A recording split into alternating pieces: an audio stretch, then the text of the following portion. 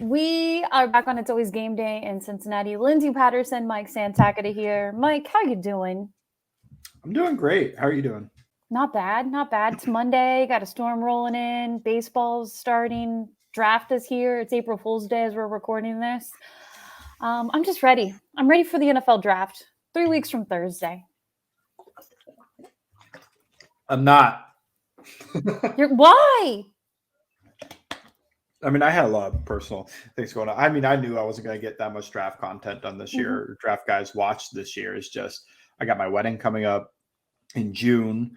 I ended up switching day jobs in a good way, but that's also a process. So there's a whole bunch of things that went into like I haven't really. I mean, I struggled to just even watch the free agents. Like I have a Trent Brown piece coming out soon, and then I'm into draft guys again. But yeah, I've just struggled to be able to find the time when I'm doing all these different things. So I mean, I'm gonna try to crunch down and watch and more guys, but I guess at the end of the day, it doesn't really matter my opinion too much on these guys. It matters, they'll take who they want, and then I'll watch that guy for sure when they're drafted. In the last 2 years, plenty of guys I did not watch beforehand that they drafted. Yeah, we'll get to kind of the position group of defensive tackle in just a little bit. But I agree with you. It just feels like for the Cincinnati Bengals, the offseason really started in mid November. So I've been ready for the NFL draft far longer than I have in the last 2 years because when Joe Burrow is healthy, their season ends in February or at the end of January. So this one, I've just been ready for their pick to happen. They have 10 picks. I don't think the Cincinnati Bengals will keep all 10 picks. I think they find a way to move up, maybe not in the first round, but second or third round. We'll see what happens on draft night, but it's 3 weeks from Thursday. And I want to talk defensive tackle. I feel like the closer I get every week when I'm asked, hey, who do you think the Bengals are going to take at 18? If they do ask, not everybody does. I just say every week my mind changes. Right now, defensive tackle, I'm all in. Johnny Newton, Byron Murphy II. I feel like would be knocked out of the park, help this defensive line. Huge for them to have another defensive tackle. You pair him up with Sheldon Rankins. You get reps from Miles Murphy in year two, more reps. Sam Hubbard's out there, Trey Hendrickson, and BJ Hill, who sometimes I forget about. And I think it would be a really fun defensive line overall on the defensive side of the ball because they're shoring up that secondary right now. But when you think of defensive tackles, we can get to Johnny Newton. We can get to Byron Murphy II in just a moment. Is there someone I'm not thinking of that you say, you know what? If he's there at 18 as a defensive tackle, I wouldn't mind the Bengals taking. No, it's those two for defensive tackle. I think my next guy is Devondre Sweat out of the guys I've watched, which I haven't watched everybody. I watched Brandon Fiske, Brooke Aurora. Hope I said that right. Just say it real fast. Yeah, Aurora, and his teammate. I've watched a few guys, but I think Devondre Sweat stands out as the next guy. But he's a guy I would take in round two. I think when you look at his testing and everything, even though he moved great for his size at that mammoth size, you still have to be a solid athlete because you don't get extra points for moving well at your size. At the end of the day, you're not going to beat a guy across his face just because you're moving well at your size. You have to move well in general. And I think he moves okay. I think he actually moves well sometimes on film, but the testing didn't look perfect. He's 23 years old and there's some red flags off the field. That's enough concern that I think you drop him to round two. Now, if he falls to like 40 and they trade up, I'm not going to kill him for it. I mean, we'll have to see who else is available, but that's my thoughts on it. And he fits the needs of the team better than the other two, at least the immediate need, because they don't have a guy like him on the team right now. They have BJ Hill and Sheldon Rankins who do a little bit of what Johnny Newton and Byron Murphy do. Those are more picks probably for next year and beyond, which is fine. I think that's also needed. And they'd find a way into the rotation better than I think an edge rusher at that pick would. But yeah, I don't see any of the other guys as guys I'm super excited for. I'm going to try to see in the draft sheet if there's somebody I'm missing that's supposed to go. Because, I mean, we've talked about those are the two guys you really look at 18. Michael Hall Jr., I think, is getting some hype. Chris Jenkins. Yeah. I watched one game of Chris Jenkins. Neither one of those guys are in contention for 18, I don't think. If you're thinking of Johnny Newton and Byron Murphy II, going back to what you've watched from them, give me the pros and cons of Johnny Newton, then we'll get to Byron. Johnny Newton, I think he comes into the league with a higher floor as a pass rusher. I think that he, more than Murphy, has shown the skill to beat guys inside, outside, or through them, which is what you're looking for awesome elite pass rushers, is to be able to do that. Sheldon Rankins can do that, and obviously like the top of the top guys can do that. I thought Kalijah Cansey could do that last year. He's got a good tool belt of moves. He's got some bend to him. He's got great movement ability, and he can get off the ball really well. I mean, some of this is going to overlap with what Murphy does. So when you're talking about the difference here, to me, I think he comes in as a similar run defender, but a better pass rusher. Now, it doesn't mean he has the highest potential as a pass rusher, but when you're looking at probability, I think it's pretty likely he's going to be the better pass rusher of the two. And that, to me, is harder to find than the run defender, which I'm not even sure that Murphy really is a great run defender, but we'll get to him in a second. Yeah, and you think about him on this rotation on the defensive side of the ball, what kind of impact are we going to see? Is it going to be something that it's a Myles Murphy type of reps, or are we going to see more action his rookie year? You'll probably see the Myles Murphy reps, a little more. You'll see Zach Carter's reps getting replaced by Johnny Newton or Byron Murphy. So, I'm going to look him up right now. Zach Carter, I think he played like 500 plus snaps last year. He played a lot, and you could tell when he was on the field. 500 on the nose. So 500 defensive snaps last year for him. And Murphy, I thought he was, like 300 something? Let's see. 305. Wow, I shouldn't have even looked it up. So 500 snaps for Zach Carter, 305 for Myles Murphy. You take those 500 snaps, give them all to Murphy, Byron Murphy, or Johnny Newton is what I would expect. Yeah, and I think you definitely want to see that. And I'm expecting what I loved from Myles Murphy last year. I think a lot of people are like, oh, they could have went this way. They could have gone this way. Myles Murphy feels like a great addition to the defensive side of the ball. When he was out there, he was taking advantage of all the reps. And I only hope we see more of that in year two. And we probably will. But kind of just sticking with the defensive tackle. And the only reason we're focused on defensive tackle now, we'll get to the offensive line. We'll get to the tight end groups. We'll talk wide receivers over the next 3 weeks when we get into these different position groups. It might not be at 18, but in the second or third round for the Cincinnati Bengals as we get closer, because we are in April right now. Let's flip over to Byron Murphy. What's the pros and cons to adding him at 18? I think he's built better compared to Johnny Newton, if you care a lot about that. I think he moves a little bit better. So you've got those two things that I think factor into his potential to be the better player. I think they're similar run defenders, and Newton's a better pass rusher at the moment. That's where I stand on that. I think Murphy got played a little bit out of position at Texas. He played a lot of nose tackle. Sometimes it worked well. Sometimes it really didn't. Now, if you are looking for a guy that can take a little bit of DJ Reader's load, then I'd look at Murphy more than I would Newton. I'd look at Sweat for that. But if I wanted to just, let's say you want a 3-tech for the future, but also we're going to kind of slide him in there and get him some extra snaps by letting him do DJ Reader's job from last year. Okay, then you should probably look at Murphy more than Newton. But if you're just looking at 3-techs, I think you look at Newton. I think Murphy just feels raw, a little bit more raw than you would expect for somebody who's supposed to go so high. He reminds me of Myles Murphy, which is funny. That's funny. When I watch them, not as players specifically, but just in terms of what I would project for them. Like, I would think that Byron Murphy would give you overall probably fine, solid run defense. There are some issues against double teams. His Iowa State film was kind of bad, just getting moved off of the ball. And I don't think Iowa State has any NFL guys on that offensive line, at least as far as I know, like top day 1, day 2 picks, maybe depth guys. So that gave me some concern. And I don't think, and even though his pressure rates are high, the reason he didn't produce with sacks, quarterback hits, et cetera, is because he didn't have the move to get off the block. He'd be able to beat a guy with his athleticism, similar to Murphy, Myles, that is, but he doesn't have the refined tool set. Now, I think it's fine. I think if you take him at 18, I'm not going to slam him for it. I think he's a first-round talent, just like I thought Myles Murphy was a first-round talent. But I do think there's more projection there. You're betting on potential and Marion Hobby's ability to get the most out of him more than you are betting on his own ability to hit the ground running, where I think Newton would probably hit the ground running as a pass rusher a little bit quicker.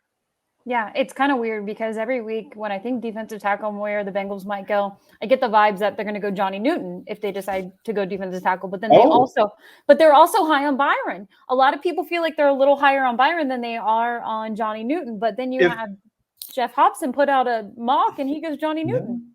that's true. I think if I'm just, I don't have any information, but when Yeah, I think of the two players in terms of who do I think the Bengals would like more, I think they would like Byron Murphy more. I think they look yeah. for the potential and the slightly is the ability to stand up a little bit more against those double teams and a little bit more versatility to them.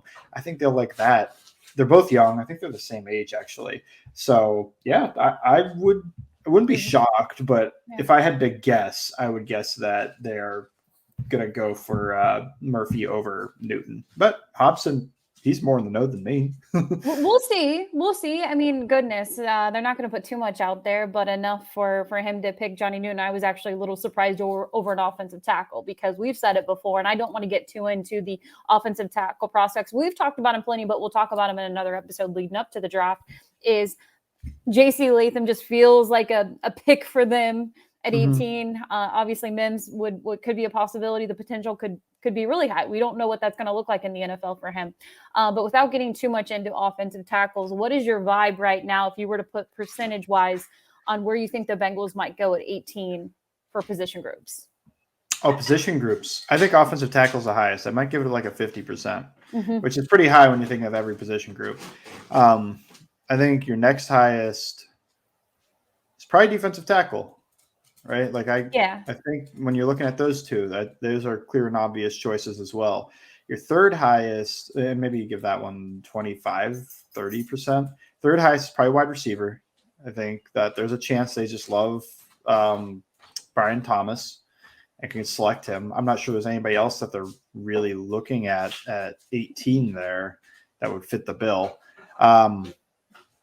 So that would be, and then tight end with Brock Bowers. It's a possibility, but we're going to get into that with the guys who might go higher than expected. I think Brock Bowers is one of those guys. Other than that, corner is a possibility. Yeah. I think that would be next. And then there's a small chance they can go edge or maybe guard center. I think that's up there too. The Jackson Powers Johnson seems to be falling back down to late first type.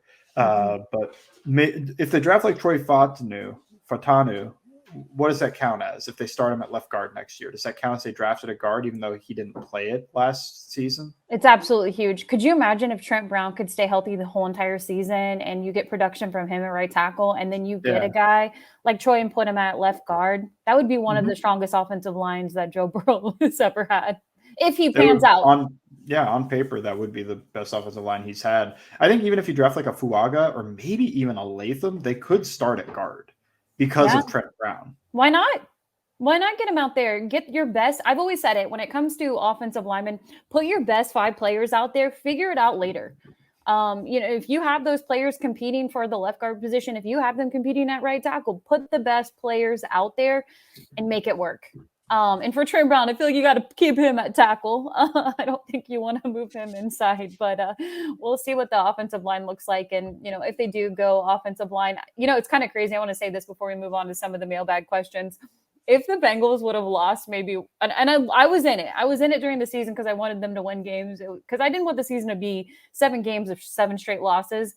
But right now they were like 2 games away from losing to being the Malik Neighbors in the top 5-6 area of the draft. And that makes me a little sad. We talked about that though, like you got to try to win. You do. And credit to them. But I mean, goodness, right now, as I'm sitting in the thick of NFL draft talk, it's just, they were almost there. But no, we'll see what happens on draft night. I'm excited to see where the Bengals go on night number 1. If they stay at 18, if they move out, if they move up, 10 picks coming up in about 3 weeks. We'll get to your mailbag questions next on It's Always Game Day in Cincinnati.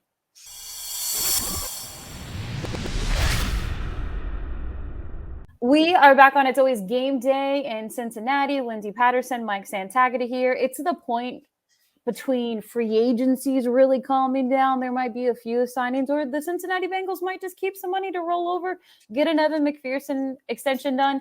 The way I'm hearing some of the reporters talk, I don't think Jamar Chase gets done this offseason. You have the 5th-year option. Justin Jefferson's going to get paid. Jamar's going to look at that, and then we'll see what it looks like next year. If they get it done, then awesome. But when it comes to extensions, I only see Evan McPherson as the extension on the roster. But we'll see what happens. Some of your mailbag questions, we'll get to the first one next. If you want to follow along, LNDS Patterson, Bengals _Sands. All right. From the mailbag, does the new kickoff rule change Cincy's draft plans? No, probably not. Don't they? Who is the kick returner? Man, they don't return. They'll be returning more kicks. So, I mean, like, it's important, but Chris Evans did a lot of it before. Trevion Williams done it. I can't think of who the current guy would be at kick returner because I don't know if either one of those two. Chase Brown, Charlie Jones. Yeah, I know Charlie's done punts, and maybe they'll just leave him out there like he's doing punts. Yeah. Chase Brown would be interesting because I've seen some people theorize that it's kind of more like running the ball now with how it's set up than it was like a true kick return. So I don't think it affects their draft plans much. I think they'll just maybe late flyer, but how do you project it? How do you project that this guy's going to be good at the new return style? Because it's just so different. Like, do you, even if you just maybe traits, get a real fast guy at the end of the draft and just think, like, maybe you could do it. Yeah, that's exactly what you do. And here's my hot take, and I put it on social media last week. I said, if it's a big game, and I'm talking to win the division or even in the playoffs, it could be a wild card, it could be division, it could be AFC Championship, and of course it could be the Super Bowl. I'm putting Jamar Chase back there. I don't think they will. I mean, this is supposed to stop. Everyone's nervous. They're like, why would you put Jamar Chase out there? He could get injured. You don't want to risk it. There's other players who have that job. For me, I want to win. I feel like he would be the biggest threat to put back there. I feel like the Chiefs did it with Tyreek plenty of times. Yeah. And make it fun in a big, huge game. You have Jamar Chase back there. Why not? I love everything about it, but only if it's a big game. I'm not trying to do week 1 against the Steelers or anything like that. You don't want to risk that. But if it's a huge playoff game or for the division or a Super Bowl, I think Jamar Chase back there will be fun. Do you like the new kickoff rule? I have to watch it. I think it's cool if it leads to more returns and it's less injuries. Like, if that's all cool, then cool. If guys are still getting hurt or the other end, they're still not returning the ball, I don't know. I don't have too many thoughts. Yeah. It's a 1-year thing. They're going to try it out and see what happens. Like that. Yeah, they did that reviews for the 1 year on penalties. What a terrible, terrible thing. I mean, goodness. It's funny. We recorded last week or a couple weeks ago, and we were talking about the hip drop tackle. When we recorded in a 24-hour span, the NFL said the Logan Wilson one would have been legal. Mm-hmm. 24 hours later, they say, well, actually, that would have been illegal. And they changed their thoughts on it. So I have no clue how NFL officiating is going to get anything right. If 24 hours later in a non-game video review, they're already getting it wrong in the NFL, it's going to be crazy. But yeah, they'll do the thing where they don't call it on the field and then fine the player after. Oh, that's always fun. I'll never forget Stanley Morgan getting fined like $45,000 for one of his hits. Pretty much a game check. Yeah. Absolutely brutal. We'll see how it works out. But I feel like a Chase Brown would be kind of fun. Maybe they'll try Charlie Jones with punt and kick return. We'll get to our next question. Again, follow along LNDS Patterson. You can follow Mike Bengals _Sands. Which running backs do the Bengals like in this year's draft? Because it does feel like they'll go rookie running back and maybe go 3 outside of Trevion. I'm sure they like Trey Benson, who's the top guy by consensus, and I think they'll like Jonathan Brooks, who's the second guy by consensus. What I would look for with the Bengals is a guy that clears about 210 pounds and is probably productive in college. I think I'd look at those two things. To me, I actually want to do a little bit of research on what they've done in the past for their top 4 rounds drafted. So like Jalen Wright's interesting. Would they be interested? He's 210 pounds. But when you look at the production profile, it's not as strong as Trey Benson or Jonathan Brooks. But they might be interested because he blew up the combine, had a good RS score, everything. Audric Estime, they're probably interested. He was 220 pounds, but he did not test well. Marshawn Lloyd, 220 pounds, they might be interested there. I'm hoping, or I think, another guy like Braylon Allen, big bruising back. Ray Davis, big bruiser. Even Isaac Guerendo. He had a great combine, 220 pounds. So I think that's another guy you could look at. I think that that's what I'd be looking at, because what are they missing without Joe Mixon is a guy that can move the chains like that, can be a short yardage guy and give you more than just a short yardage guy. But I think that's what I'd be looking at more to pair with Chase Brown than I would another speedy guy that's going to take your designer touches. They want a guy that's going to pound the ball between the tackles, I think. So those are some names that I would look at. So of course they're going to draft somebody else, but you do. I kind of want them. Obviously, I don't want to go second round, but third round, I could see that happening. Third round running back. They probably don't wait until the fifth like they did with Chase Brown. Same thing for wide receiver. Could really see a second or third round wide receiver. It's just kind of what they do every 4 years. So we'll see how that looks offensively. It feels like they've gone defensive heavy in a lot of drafts early on. So maybe they flip it and they go tackle, they go wide receiver, they go running back. We'll really see how it kind of plays out for them. I know a lot of people and how they feel about the defensive tackle position and what are you going to do at nose tackle? And it's not a huge class when it comes to that position. So we'll see what that looks like for them. Maybe we'll get to one more Twitter question before we kind of wrap up what's going on in the NFL draft world for the Cincinnati Bengals as we get closer. Vonn Bell, how does Vonn Bell's return help communication on this defense? Yeah, he's been in the defense before, knows what Lou's expecting. He's actually worked with Cam Taylor-Britt, the linebackers. So, I mean, everybody communicates on the defensive side of the ball. When you're in coverage, you're going to have to communicate linebacker to safety, linebacker to corner, corner to linebacker, cornerback to safety, etc. Everybody communicates with each other. And I think with his experience there, if they wanted to, and he's the starter for sure, he's not the green dot. Logan Wilson's the green dot, but he could be making the autos and the adjustments on the back end of like when a lot of defenses, and the Bengals include, I think every NFL defense, they call coverages, but they change them based off the offensive formation when the offense lines up. So, like if they're in a trips formation or a bunch or something, maybe that was an issue for them that they weren't getting the call in quick enough. And that could be true because there were a few times it seemed like that call was coming in a little bit late. Yeah, I think with Vonn Bell, I was listening to Lou Anarumo on an interview with Dave Lapham. It was on this week's podcast, really good podcast. He does one every week. It's with coaches and players and just different people. And Dave asked him, and I'm sure it's been out there over the last few weeks, when did you talk to Vonn when you guys had told him, like, let's come back to Cincinnati, let's make it happen? He said it was 4:01 legal time of when he could talk to him is when he called Vonn Bell right up and was like, all right, let's go. I thought early on, it's a great deal for the Cincinnati Bengals because Carolina Panthers are paying him $6 million and the Bengals are paying him a vet minimum. So Vonn's doing pretty well. But I thought early on he was going to play more of the Michael Thomas role, be the vet, be the communicator, add that depth. Really starting to think it's going to be Vonn, it's going to be Jordan Battle.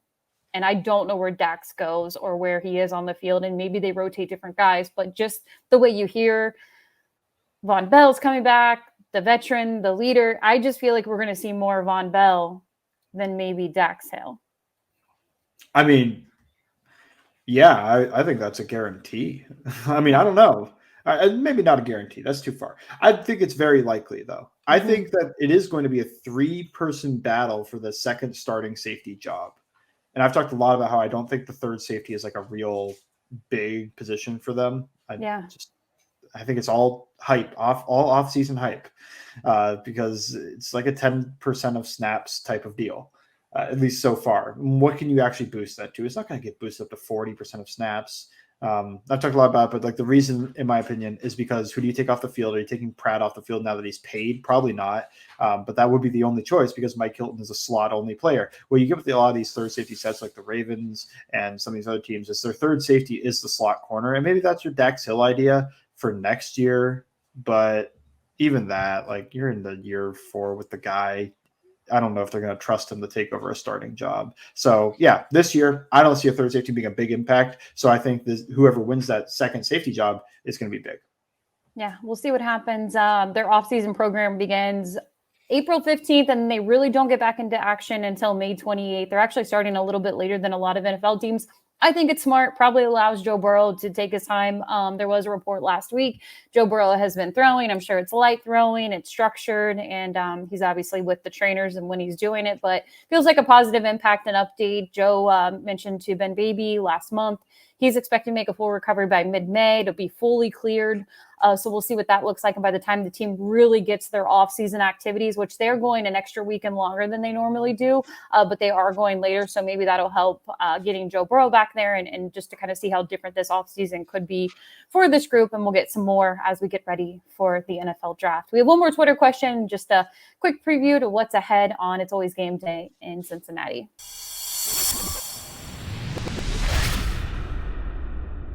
We are back on It's Always Game Day in Cincinnati. Lindsay Patterson, Mike Santagata here. Let's get to one and final mailbag question of the day. We will do these as we lead up to the draft. There's not a whole lot going on in the Cincinnati Bengals world unless they sign a huge free agent, but there's not a whole lot of names left. Name 5 draft prospects that could go higher than expected. I know this is a lot for you, Mike, because you said, look, I'm getting into the draft mode in the next few weeks.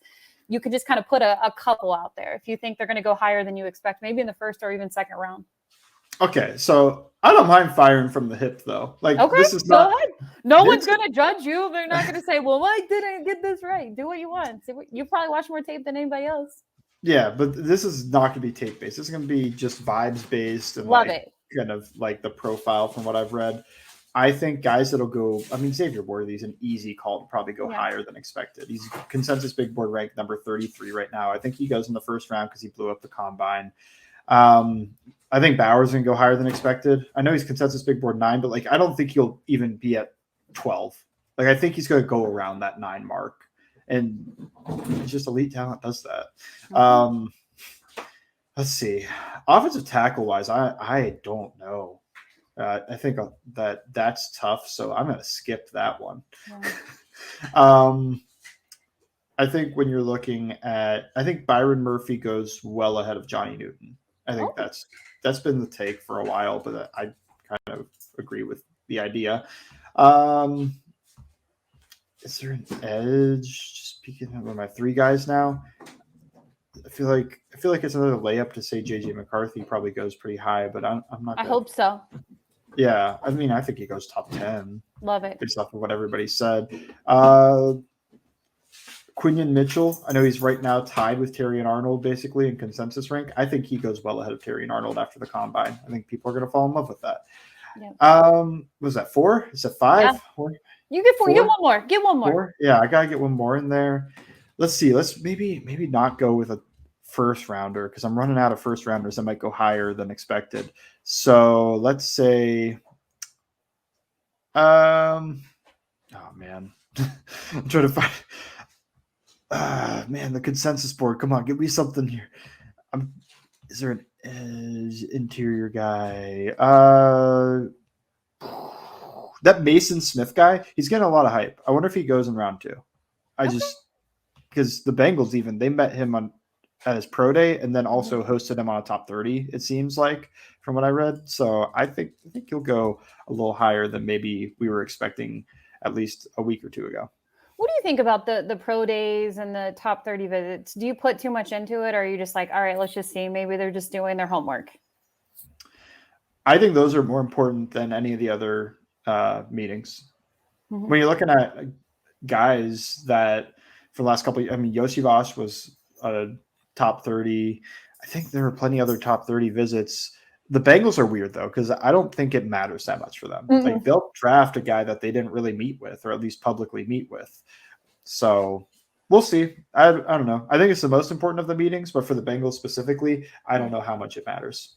Yeah, we'll see what happens. I'm ready. By the next time we record, we'll be 3 weeks and 1 day out from the NFL draft. We'll get to the offensive line prospects and more. We've talked about them plenty, but it's a good time to hit on them because, yes, it does feel like an offensive tackle could be the possible pick at 18. You have plenty coming up on all Bengals. What is your next piece?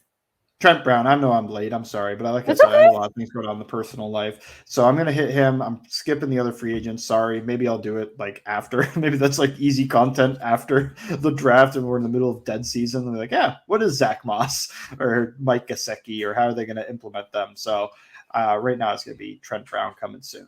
Yeah, make sure you check it out. All Bengals, awesome work getting up to the draft. Mike does a lot of clips over on social media. As you know, you should already be following him, Bengals_Sands. You can follow me at LNDS Patterson.